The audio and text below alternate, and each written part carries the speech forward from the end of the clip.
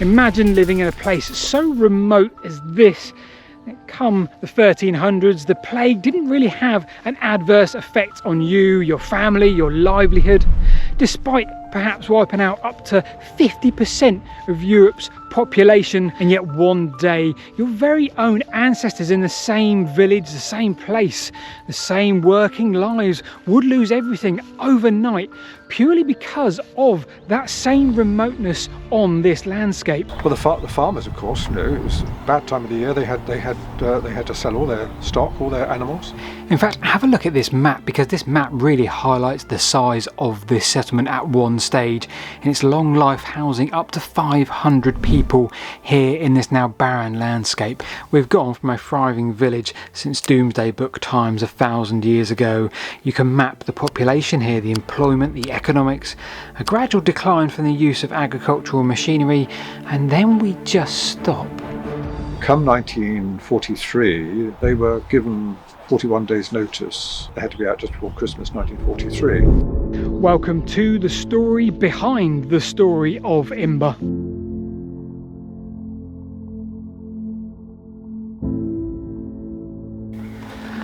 The story of Imber is one that's been told for time and time again, certainly if you live here in southern Britain. But I guess for me, once you start scratching the surface of these topics, well, you uncover all sorts, not least the story of Imber itself, but also so much more than I ever expected when I started this project, hence this insert now. So much more about what's going on there today, the people, what they're still learning. The church is just uncovering secrets. So this video is multi-layered, let's call it. There's the story of Imber, but there's a lot more going on about what's happening right now. So the study of the graffiti actually brought in a whole new dynamic. The entire landscape here you find me in now is Salisbury Plain, central southern Britain, and it's something like 300 square miles of chalk plateau. By and large, a lot of this land is off limits to you and I. Now, chalk plateaus aren't always the best for fertile soils and arable land. At times of hardship, depressions and perhaps plagues, well, those places are often the first to suffer. Salisbury Plain as a whole really was hit hard over a number of years. However, one place remained. And with that in mind, you'll find many abandoned settlements here. British village, British settlement marked on those maps. Largely unexcavated, perhaps Bronze Age, perhaps Iron Age. So certainly a harsh landscape. Certainly come the Industrial Revolution and the Transport Revolution, the railway mania, well, that didn't stop us trying to cross this land and utilise this land. Have a look at what's underneath us. Okay, so that's a steep cutting. I was going to see if I could get down there, but that's very steep. So come the 1800s, come the middle of railway mania, well, we have two competing railway companies trying to cross. In Salisbury Plain, we have GWR trying to reach Southampton, and we have London South Western Railway trying to reach Bristol, very much going in the opposite direction into each other's territory. Not surprisingly, both never came to fruition. Now perhaps that was fate at this stage, because the War Office are actively buying up chunks of land as we speak here on the plain. Well, the military has been here since 1879, I think it was, and increased their sort of holding of land on the plain, gradually buying up farms. 15 years on, now both GWR and London South Western Railway again are involved with lines here. We now have London South Western Railway coming out on top as they support the notion of a line suitable for military traffic, and we have this, the Amesbury and Military Camp Light Railway, with lines serving various military camps on this side of the plain. Now the military, after a point, well, they saw no further use for this light railway, didn't serve them any purpose, so now it's completely abandoned and we have nothing but its former relic. Now you might be thinking to yourself, Paul, what has this got to do with Imber and that story? Or for us, it sets the modern era scene. It tells us that, well, we have no railway mania reaching any part of Salisbury Plain. We have no good transport network for growth in that area. The military really now held monopoly in their buying up of those chunks of land. They just had one problem. That problem was Imber.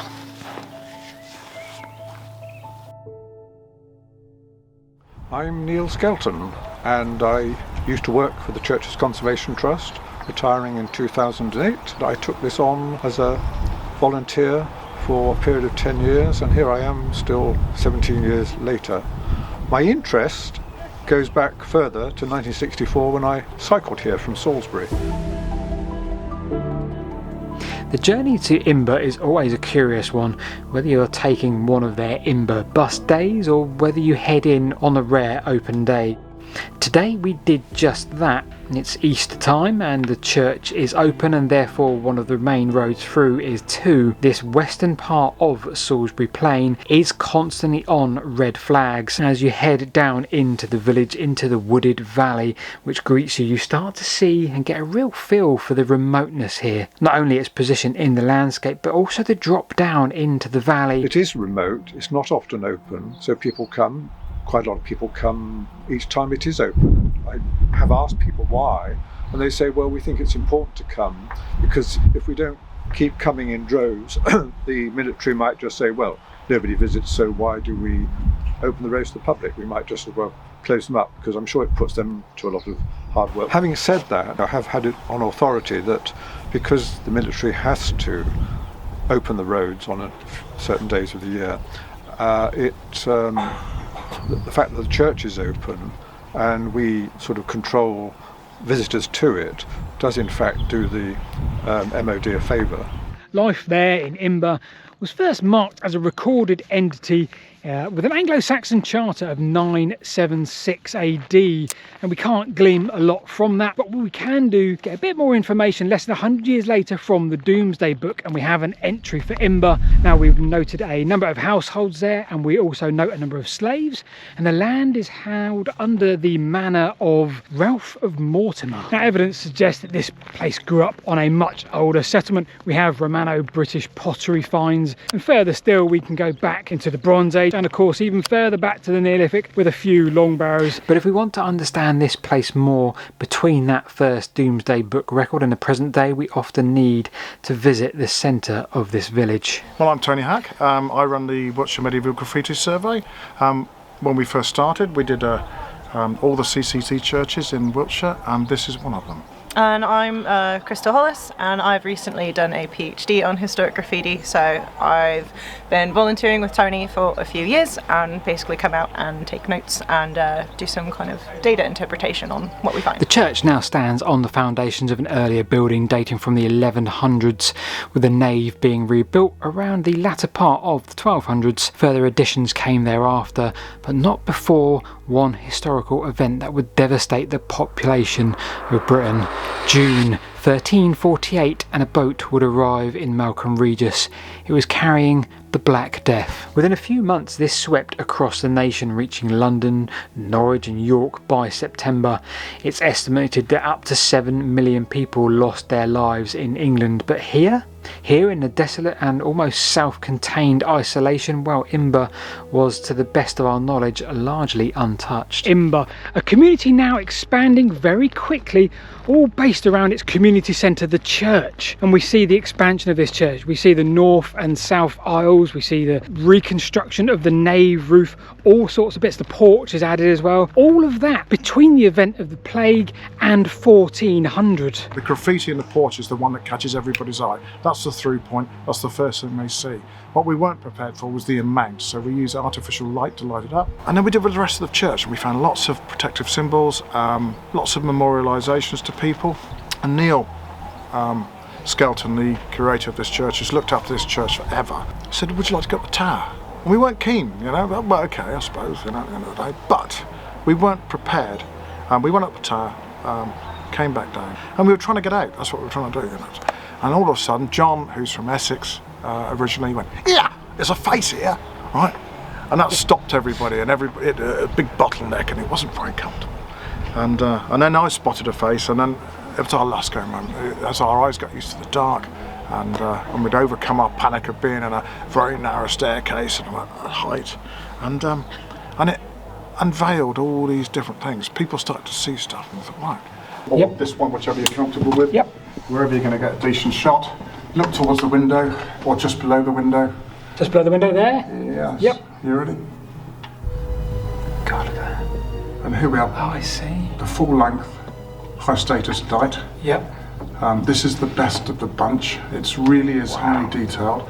The top has got a chaperon hat, and that's our identifier for dating. The chaperon hat was only although fashionable in Europe for a couple hundred years, was not fashionable in the UK until the mid-15th century. So it's about 60 years of dating we could get from that hat. So 60 years it was popular. It's a really unique collection of really high quality stuff. You do get, I think the only other church I can think of that has this many kind of humanoid inscriptions and figures of this quality is in Suffolk, in Stoke-by-Clare, which is a massive, great, stonkingly huge double-aisled church, and they're scattered throughout the nave. It's a photograph. We're using a modern medium today. It's a 50th of a second snapshot into the late medieval period. The census records for Imber are truly fascinating. You can trace generation after generation all here working the land. 1851 records show a settlement at its highest peak. 410 people were recorded as living here. That's quite something. So they've been around a long time, and there's a family called Deans who were the big farmers here. I know some of them are still in Kent. A thriving village and community here. Despite the remoteness, the geography, the landscape, things are still doing well here and sustaining life. This would change slowly, as did many villages come the advent of the late 1800s, early 1900s, when we start to see mechanism, the import of agricultural machinery, you name it, and we do see a slow population decline. And then of course World War II. In fact, 4 years into that, the residents will receive a knock at the door. Anyway, come 1943, they were given 41 days' notice. The letter was written in such terms as suggested that there'd be a possibility that after the war they might return, but it wasn't put directly that that's what would happen. Apparently the colonel who took round the letters, or whoever did take round the letters, said, "Oh, don't worry, you'll be back in 6 months' time, the war will be finished." And they hinged their hopes on that, and they were dashed. Now, to be clear, this story of Imber, the main story, has been told 1,000 times, and you can read a number of different really good detailed articles. It's not really for me today to decide also the rights and wrongs of it. Should this land have been taken from those residents? Should they have been allowed back after the war? None of that really is important for me right now, but what is important for me, let me tell you. This is now the third time I've visited Imber, twice on the bus days, and this time via my own wheels on a church open day. You see, for a very long time now, in fact Neil Skelton has worked hard to build this place and keep it running for 17 years through threats of closure. Despite this, Neil and his team of volunteers on site, historical stands and information tours, all whilst working in tandem with the military. Relationships with the military, as far as I'm concerned, couldn't be better. I have an annual meeting with the colonel up at West Down Camp, get on all very well with the different members of staff. They'll do anything to help us if we need it, and yes, it works very well. And then there is the church itself, which continues to uncover secrets even in the present day. Well, we have that is available through inadifferentlight.co.uk, and it's a culmination of all the work we've done over the last 8 years in here, and it offers a bit of interpretation on it. And I have to brag for you, because I know you won't do it yourself. The annotated drawings in this are absolutely beautiful. They're super useful, they're really well done, and you don't normally get graffiti that's drawn out like this in other publications, so I would highly recommend it. That community probably survived going back maybe over 2,000 years, and into this modern era it survived plagues, it survived mechanism, it survived depressions, you name it.